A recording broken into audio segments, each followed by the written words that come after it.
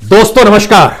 दोस्तों आज डेमोक्रेसी के उस रेड कारपेट को हम उठाते हैं जिस रेड कारपेट पर चलते हुए हमेशा लोकतंत्र का राग पार्लियामेंट के भीतर गाया जाता है, सुप्रीम कोर्ट के भीतर गाया जाता है या इस देश के तमाम इंस्टीट्यूशन के तौर पर गाया जाता है।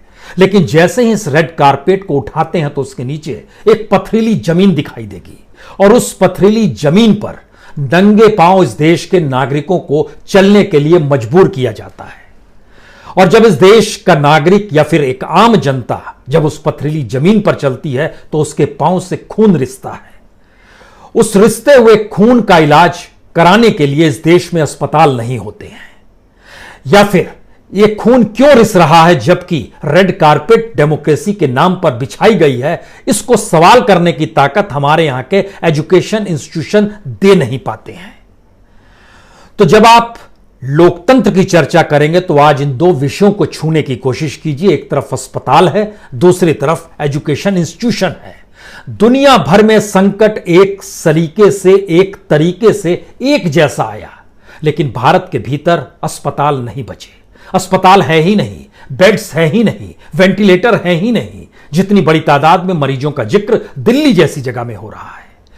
दुनिया भर में ऑनलाइन सिस्टम से पढ़ाई की व्यवस्था छोटे से छोटे देश में की गई, लेकिन हमारे यहां एजुकेशन सिस्टम डगमगा गया। वो ऑनलाइन सिस्टम से दूर भाग गया। हमारे यहां इंटरनेट भी अभी भी लोगों को इस रूप में जोड़ नहीं पा रहा है जहां कोई प्रोफेसर पढ़ाए और तमाम छात्र अपने अपने घरों में बैठकर ऑनलाइन पढ़ाई कर ले। यह भी स्थिति इस देश के भीतर में इंफ्रास्ट्रक्चर की नहीं है। तो क्या हम मौजूदा वक्त में इतने पारदर्शी तरीके से इतने गरीब नजर आ रहे हैं? यानी कोई बेसिक चीज इस देश के भीतर में नहीं है। हमें लगता है कि आज लोकतंत्र की परतों को उठाते वक्त एक चीज आपके जहन में और आनी चाहिए। दुनिया में भारत अकेला ऐसा देश है जहां पर भारत की राजनीतिक सत्ता जिसके हाथ में होती है उसकी सबसे ज्यादा कमाई जनता के पैसे से होती है। यानी टैक्स का पैसा जो जनता के जरिए सरकार तक पहुंचता है। दुनिया में इतना ज्यादा टैक्स कहीं नहीं दिया जाता है, लेकिन इतने पैसे को अगर खर्च अस्पतालों पर और इस देश के एजुकेशन इंस्टीट्यूशन पर कर दिया जाए तो दुनिया के किसी भी देश से बेहतरीन देश भारत हो जाएगा, जहां अस्पतालों की भरमार होगी, जहां बेहतरीन एजुकेशन इंस्टीट्यूशंस होंगे। आप कहेंगे क्या जिक्र कर रहे हैं आप? हम आपको आज फैक्ट्स के साथ कुछ बतलाना चाहते हैं, लेकिन इसकी शुरुआत हमें लगता है कि सरकार के पास जो पूंजी आती है पहले उससे समझिए। और उसमें भी आज सिर्फ एक ही प्रोडक्ट लेते हैं और वो है प्रोडक्ट ऑयल का, यानी पेट्रोल और डीजल का। उसके जरिए जितनी कमाई होती है उस कमाई का बड़ा छोटा सा हिस्सा उसके बाद हम इस देश के अस्पतालों पर लगाएंगे, इस देश के एजुकेशन इंस्टीट्यूशंस पर लगाएंगे। तब आप समझ पाएंगे कि असल में इस देश में सत्ता की रईसी का खेल क्या होता है और वो किस तरीके से चुनाव में करोड़ों अरबों रुपए लुटाती है और जिस तरीके से वह अपनी चकाचौंध के भीतर अपनी दुनिया बना लेती है। उसके कोई सरोकार उन नागरिकों से होते ही नहीं है जिन नागरिकों के बल पर दुनिया ये जानती और कहती है कि दुनिया का सबसे बड़ा लोकतांत्रिक देश भारत है। तो आइए रेड कारपेट उठाते हैं और शुरुआत करते हैं ऑयल से ही। आज की तारीख में अभी जब हम आपसे संवाद कर रहे हैं, दुनिया के बाजार में जो भारत क्रूड ऑयल खरीदता है, तेल जो खरीदता है, वह है $42। $42 का एक बैरल आता है। एक बैरल में 159 लीटर होते हैं, लेकिन $42 का मतलब यह है कि अगर आज की तारीख में $75.80 एक्सचेंज रेट है तेल के बाजार में, भारत को $1 की कीमत $75.80 के हिसाब से चुकानी होगी, तो लगभग $42 का मतलब हो गया $3183। 183 रुपए, यानी $3183 में एक बैरल तेल आप खरीद सकते हैं। एक बैरल में 159 लीटर है, तो जो कीमत प्रति लीटर आएगी वह आएगी लगभग ₹20.01। ₹20.01 में 1 लीटर पेट्रोल आपको विश्व बाजार से मिल गया। उसके बाद आप उसको क्रूड ऑयल को जो रिफाइनरी करते हैं, रिफाइनिंग सिस्टम के बाद जो ओएमसी मार्जिन होता है, यानी साफ सफाई करने के बाद उसको पेट्रोल के टैंकर में भरते हैं आप, और उसके तमाम लॉजिस्टिक को अगर जोड़ दीजिएगा तो 1 लीटर पेट्रोल पे खर्च होता है ₹5.32। यानी ₹20.01 और ₹5.32, इन दोनों को जोड़ दीजिएगा तो ₹25.33 हो गए। ₹25.33 का पेट्रोल गया पेट्रोल पंप पर। पेट्रोल पंप वाला व्यक्तियों को रखता है, भरता है आपकी गाड़ी में, तो उसको प्रति लीटर ₹3.56 उसको कमीशन दिए जाते हैं। यानी पेट्रोल की कीमत हो गई ₹28.89, ₹28.89। अब लेकिन पेट्रोल जब आप भराते हैं तो आपके हिस्से में आता है ₹80 का। ₹80 में पेट्रोल की कीमत ओरिजिनली आ रही है, सब मिला उला के पेट्रोल पंप के कमीशन जोड़ने के बाद भी ₹29 से कम ₹28.89। और उसके बाद जो कीमत अलग से आ रही है, जिसमें वैट लग रहा है, जिसमें एक्साइज लग रहा है, जिसमें रोड टैक्स लग रहा है, यह लगातार किस रूप में बढ़ते चला जाता है और स्थिति आ जाती है कि ₹51.54 आपको देने पड़ते हैं इसी टैक्स के, जो सरकार के पास जाते हैं। यानी इतनी बड़ी तादाद में दुनिया के किसी भी देश में टैक्स पेट्रोल डीजल को लेकर नहीं वसूला जाता है। अब आप सोचिए कि हम जिस स्थिति में आपसे आज बात कर रहे हैं, इसमें 1-2 तारीख और आपको लिए चलते हैं। मान लीजिए जब ये साल शुरू हुआ, 2020 शुरू हुआ, तो 1 जनवरी को जो $67 विश्व बाजार में था और आज की तारीख में है $42। और इस दौर में सबसे कम आया था, जिसमें सरकार ने जो खरीदा है तेल, वो 6 मई को आया था, उस समय था $27। इन तीनों परिस्थितियों को नापते हुए जब आप मौजूदा वक्त में खड़े होंगे तो आपको यह जानकर हैरत होगी कि ₹51.54 आज आप टैक्स पेट्रोल में देते हैं, और दूसरी तरफ डीजल जब आप लेते हैं तो डीजल में सिर्फ ₹27.35 प्रति लीटर पहुंचता है, और उसमें भी जो आप लगभग ₹49.38 टैक्स दे देते हैं। यानी ₹100 का तेल खरीदते हैं, उसमें ₹30 तेल रहता है और ₹70 टैक्स में चला जाता है। लेकिन भारत सरकार यही नहीं रुकती है। भारत सरकार कोई कॉरपोरेट नहीं है जहां वो कमाने निकली है, वो कोई इंडस्ट्री भी नहीं है कि कोई प्रोडक्शन कर रही है। भारत सरकार का मतलब यह होता है कि वह इस देश के नागरिकों को सुविधा दे और सुविधा के अनुकूल इस मार्जिन के साथ जिंदगी जीने की व्यवस्था करे, जिसमें हर किसी को जीने का अधिकार मिल जाए। संविधान में यही तो दर्ज है। लेकिन सरकार ने क्या किया, टैक्स लेने की एक अलग स्थिति है, उसने एक और व्यवस्था 2017 में कर दी। उसने कहा कि लगभग 10% इथेनॉल जो है हम 1 लीटर पेट्रोल में मिलाएंगे। इथेनॉल का मतलब यह होता है, इसको हम लोग नेचुरल फ्यूल कहते हैं, इसमें शुगर और स्टार्च मिला हुआ रहता है। लेकिन इसकी भारत के मार्केट में कीमत आती है 1 लीटर इथेनॉल की ₹47.90। अब आप सोचिए कि उस ₹47.90 इथेनॉल है और पेट्रोल आप खरीद रहे हैं ₹80। अब इन दोनों की स्थिति को समझने की कोशिश कीजिए। जब आप 1 लीटर में 10% इथेनॉल मिलाते हैं तो इसका मतलब यह हुआ कि अगर आपकी गाड़ी में 30 लीटर का टैंक है, 30 लीटर के टैंक में आपने 27 लीटर पेट्रोल भराया, 3 लीटर एथेनॉल भराया। अच्छी बात है। इथेनॉल की कीमत हो गई 49.89, 90 नहीं 89 पैसा है। इसको 3 से मल्टीप्लाई कीजिएगा तो आएगा 149.67, यानी 3 लीटर ₹149.67। और दूसरी तरफ 27 लीटर जो पेट्रोल आपके इसमें हिस्से में आ रहा है, उस 30 लीटर में से उसको जब 80 से मल्टीप्लाई कीजिएगा तो आएगा ₹2160। दोनों को मिला दीजिएगा तो आएगा ₹2309.67। लेकिन आप दे रहे हैं ₹2700, क्योंकि ₹80 के हिसाब से 30 लीटर लिया गया। यानी यहां भी सरकार ने अपने तौर पर ₹300.33 कमा लिए। सरकार अपनी कमाई के उपाय लगातार कर रही है, यह आप दिमाग में अपने जहन में बात रखिएगा। और उसके बाद समझिएगा कि जब इन बातों का हम जिक्र कर रहे हैं तो आपके जहन में आएगा क्या पहली की सरकारों ने ऐसा नहीं किया। पहली की सरकारों पर भी आते हैं, खासतौर से नवंबर 2014 आते हैं। तब तक मौजूदा मोदी गवर्नमेंट जब सत्ता में आ गई थी 2014 में, तब तक उसका ध्यान पेट्रोल डीजल पर नहीं गया था। पहली बार नवंबर में ही गया था। नवंबर 2014 में जो एक्साइज ड्यूटी थी पर लीटर वह ₹9.20 थी पेट्रोल पर, और डीजल पर थी ₹3.46। दोनों स्थिति आपने देख ली। उसके बाद पहला झटका सरकार ने 2017 में दिया, जो ₹9.20 प्रति लीटर एक्साइज था उसको बढ़ा के कर दिया ₹21.48। यानी 2017 में कमाल हो गया, लगभग 2.5 गुने से ज्यादा। और डीजल में तो और कमाल हो गया, ₹3.46 जो एक्साइज टैक्स था वह 2017 में बढ़कर अगस्त 2017 में 15 अगस्त लाल किला प्राचीर जी ₹17.33 पर पहुंच गया। यानी डीजल और पेट्रोल की कीमत लगभग एक बराबर आने की शुरुआत 2017 में होती है। और मई जो लास्ट ईयर का, जो लास्ट महीने का जब ये जानकारी आई, उसमें 6 मई को सरकार ने बढ़ाकर एक्साइज ड्यूटी कर दी 32 रुपए 98 पैसे। इसमें रोड सेस भी जोड़ दिया गया।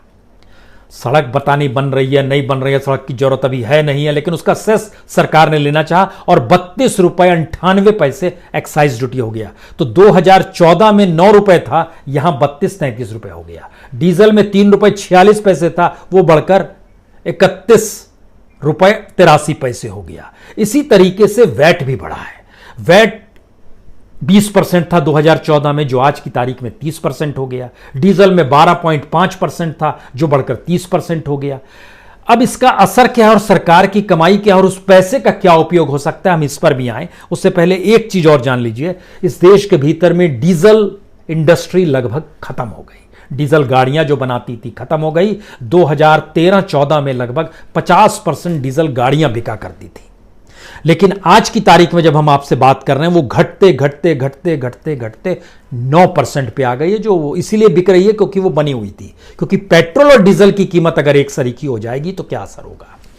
अब इसके पैरेलल में आइए कि डीजल का सबसे ज्यादा उपयोग इस देश के भीतर में एग्रीकल्चर से जुड़ा हुआ है। किसान भी करता है, ट्रक्स में भी होता है, ट्रैक्टर में भी होता है। और एक ऐसी इकोनॉमी है जहां पर एग्रीकल्चर इकोनॉमी पे सबसे ज्यादा मार डीजल की पड़ती है। लेकिन डीजल की कीमत बढ़ते बढ़ते ना सिर्फ पेट्रोल के पैरेलल में आकर खड़ी हो गई, बल्कि जितनी बड़ी तादाद में वो बढ़ी है वह इसलिए स्थिति है क्योंकि भारत के भीतर जो एमएसपी है, इसको भी जरा समझने की कोशिश कीजिए कि हमारे यहां पेट्रोल डीजल लगभग बीते 15 दिनों का जिक्र करें, 15-16 दिनों में लगातार पेट्रोल डीजल की कीमत बढ़ी है। 12% की कीमत बढ़ गई है। लेकिन साल भर में जो धान का एमएसपी है वो 2.9% बढ़ा है, ज्वार 2.7% बढ़ा है, मक्का 5% बढ़ा है, मूंग दाल 2% बढ़ी है, अरहर दाल 3.4% बढ़ी है, सोयाबीन 4.5% बढ़ा है। उसकी तुलना में पेट्रोल डीजल 12% बढ़ गया। इसके बाद एक और चीज लीजिए, आरबीआई खुद जानकारी दे रहा है, एसबीआई के डाटा निकल कर आ रहे हैं कि इस देश में प्रति व्यक्ति आय लगभग 5% कम हो गई। अब अगर प्रति व्यक्ति आय कम हो गई और उसकी जिंदगी जीने की जिन गाड़ी को चलाना है डीजल पेट्रोल के जरिए, उसकी कीमत में बीते 15 दिनों में 15% से ज्यादा का इजाफा, 12 से 15% इजाफा हो रहा है। और अगर 4 साल का जिक्र कर रहे हैं तो वह दुगने से ज्यादा का इजाफा टैक्स के जरिए हो रहा है। तो फिर जिंदगी पे कैसे असर पड़ेगा, पहली बात यह हुई। इसके बाद दूसरी स्थिति यह है कि सरकार का ध्यान क्या वाकई सिर्फ अपनी कमाई पर है। तो हमने ये जानना चाहा कि सरकार कितना कमा लेती है जब वो पेट्रोल डीजल की कीमत को बढ़ाती है, तो उसके हिस्से में कितना पैसा आता होगा। ये जानकारी अलग अलग तरीके से आई। और ऐसा भी नहीं है कि पहले सरकार नहीं कमाती थी, कमाती थी, लेकिन अभी की तुलना में बहुत कम। जैसे सेंट्रल गवर्नमेंट जब मनमोहन सिंह की सरकार थी, आखिरी वक्त में जब चल रही थी, वो 90 से 99 हजार करोड़ रुपए एक साल में कमाती थी, जो उसको एक्साइज के जरिए मिल जाता था। एक्साइज प्लस टैक्स ले लीजिए। लेकिन 2017 में यह बढ़कर 2,72,000 करोड़ हो गया। यानी 99,000 करोड़ से बढ़कर 2,72,000 करोड़ की कमाई एक्साइज और सेस के जरिए सेंट्रल गवर्नमेंट की होने लगी। और वेट तो अलग से है जो स्टेट गवर्नमेंट का है। और ये बढ़ते बढ़ते स्थिति ये आ गई कि जो एक दुनिया की जानी मानी कंपनी है केयर रेटिंग, उसके इकोनॉमिस्ट है मदन सबनवेस, उन्होंने जानकारी दी कि तकरीबन सरकार जो है हर साल 5.5 लाख करोड़ रेवेन्यू उसको सिर्फ तेल से होता है। 5.5 लाख करोड़। और उसमें सेंटर के हिस्से में आता है 3 लाख करोड़ और स्टेट्स के हिस्से में आता है 2.5 लाख करोड़। अब आप सोचिए कि अगर 3 लाख करोड़, हम यही मान लें कि ये 3 लाख करोड़ को सिर्फ 3-4 साल ही जोड़े, यानी 10। मल्लिकार्जुन ने 2018 में पार्लियामेंट के भीतर कहा था, कांग्रेस के नेता है, उन्होंने कहा था इस सरकार ने लगभग पहले 4 साल में 11 लाख करोड़ की कमाई की है तेल से। हमारा सवाल यह नहीं है आप कितनी भी कमाई कर लीजिए लेकिन उसका उपयोग क्या करते हैं। अब आइए बेसिक सवाल पर। इस देश के भीतर में जितने अस्पताल हैं, उन अस्पतालों की तादाद है 23,582 और उसमें टोटल बेड्स जो हैं मरीजों के लिए वह है 7,01,761 बेड। और उसके अलावा आयुष के डिस्पेंसरी को जोड़िए, जो खास तौर से इस देश के भीतर में CGHS है उसको जोड़िए, हेल्थ सब सेंटर्स हैं या प्राइमरी हेल्थ सेंटर है, सबको भी जोड़ते चले जाइएगा। तो अलग अलग तरीके से जब बांटना शुरू कीजिएगा तो दुनिया के बाजार में भारत का हेल्थ सिस्टम सबसे कमजोर नजर आएगा, और उसमें खास तौर से बिहार, छत्तीसगढ़, झारखंड, मध्य प्रदेश, राजस्थान, उत्तर प्रदेश, इनकी हालत और बदहाल है, जहां पर तकरीबन आधा भारत रहता है। यानी इन सबको मिला दीजिएगा तो लगभग 50 करोड़ से ज्यादा लोग इन्हीं 5-6 राज्यों में रहते हैं। वहां की स्थिति और बिगड़ी हुई है। और इसके बाद अगला सवाल, एक दूसरी रिपोर्ट हमको देखने की मिली स्कूलों को लेकर। यह तो अस्पतालों का जिक्र हो गया, स्कूलों की स्थिति यह है। खुद जो संसदीय समिति है उसने जब रिपोर्ट सौंपी 2019 में, उसने जानकारी दी थी कि हमको स्कूलों के लिए लगभग 82,570 करोड़ रुपए बजट चाहिए। सरकार ने कहा नहीं, इतना नहीं देंगे, 59,000 करोड़ लगभग उसने दे दिया। लेकिन उस रिपोर्ट के भीतर का सच क्या है? उसने बताया 56% स्कूल में इलेक्ट्रिसिटी नहीं है, 57% स्कूलों में प्लेग्राउंड नहीं है, 40% स्कूलों में बाउंड्री वॉल नहीं है। दुनिया में भारत अकेला देश है जहां पर एक शिक्षक के पीछे लगभग एवरेज निकालते हैं 46 बच्चे पढ़ते हैं, लेकिन जब आप बिहार में जाते हैं तो वहां 78 बच्चे, झारखंड में 67 बच्चे, पश्चिम बंगाल में 59 बच्चे, उत्तर प्रदेश में 52 बच्चे, उड़ीसा में 50 बच्चे, महाराष्ट्र में 50 बच्चे। यानी हमारे पास ना एजुकेशन के लिए बड़ी तादाद में शिक्षक हैं और ना एजुकेशन देने के लिए इंस्टीट्यूशंस हैं। तब हमने सवाल निकाला कि इस देश में आप अगर बेहतरीन यूनिवर्सिटी, जो टॉप मोस्ट देश की यूनिवर्सिटीज है, हमें लगता है उसमें एक प्राइवेट यूनिवर्सिटी दिल्ली से सटे हुए सोनीपत को देखना होगा, वहां एक अशोका यूनिवर्सिटी है, और दूसरा हेल्थ सेंटर के लिए भारत को देखना होगा एम्स, जो दिल्ली का एम्स है, all India institute of medical science.